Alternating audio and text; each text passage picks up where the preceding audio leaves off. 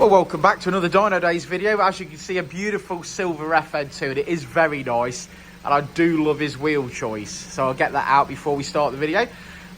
We've got some modifications on this car. As you can see, it's got a HKS induction kit. It's also got a Japspeed 4-to-1 on it that Rich has just fitted, and a Cobra exhaust system. So we're going to do a stock run. That's going to give us a base figure. Then using the ecutek software, we're going to flash a base file to the stock ECU. That gives us the ability to data log and start shooting. So let's see what power she's putting out now.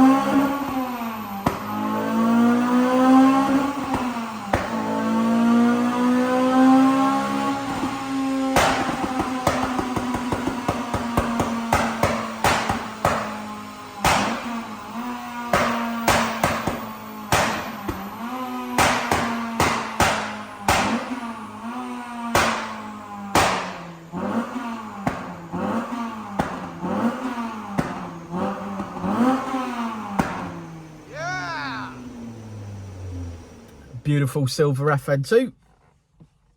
Yeah. It's cold. It's that time of year now in the videos. It's that time of year when he moans like, yeah, me and Jensen have to work out in a freezing cold workshop. He comes out here for 20 minutes and then wants to moan that it's cold. But it is cold, Mum. Never mind. I don't want to go to school. That's why anything that the little group chat we've got, his thing is I'm cold. It's always cold. Apart from obviously when we're on the hottest day of the year and then it's hot. I'm too hot. It's too hot. But I can strip off into my mankini when I'm too hot. Yes, so this car's got some modifications. It's got a HKS induction kit. It's had a 4-to-1 fitted today by Richard. It's got a Cobra twin exit exhaust system.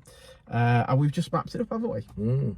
Where's Jeno then? Why has Jeno not done it? Because he's had that operation, hasn't he? Oh, that operation, yeah. Jennifer. Yeah. He'll hate that. He'll hate that. Yeah. We'll just wind him up. Yeah. So yeah, sick note's still not here. No. But that's okay. I'm sure all of his junk is healing now. Yeah. Anyway, back to the car. Yeah, so obviously once we've done what we need to do this morning, we're obviously into a map. We've mapped the vehicle up. It's done really well. Made 30 brake, like Dan said, in the mid-range. I think we finished on 217. Obviously, we all know that the Cobra system is not the best system for power.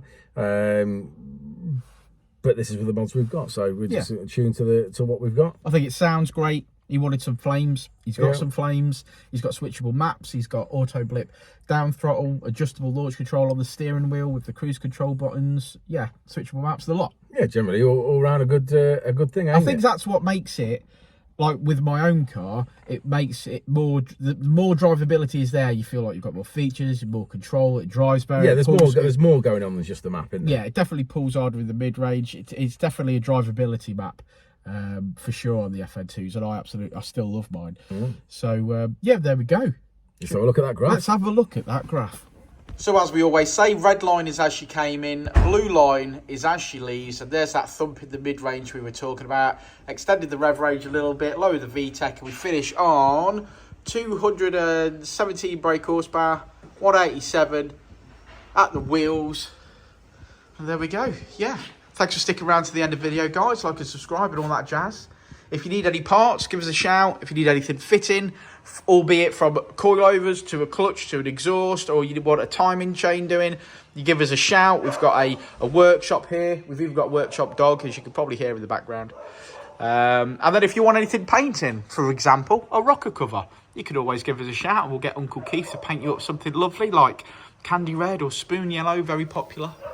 Code word for this video, 4-1. Yes, Japspeed 4-1 code word for this video.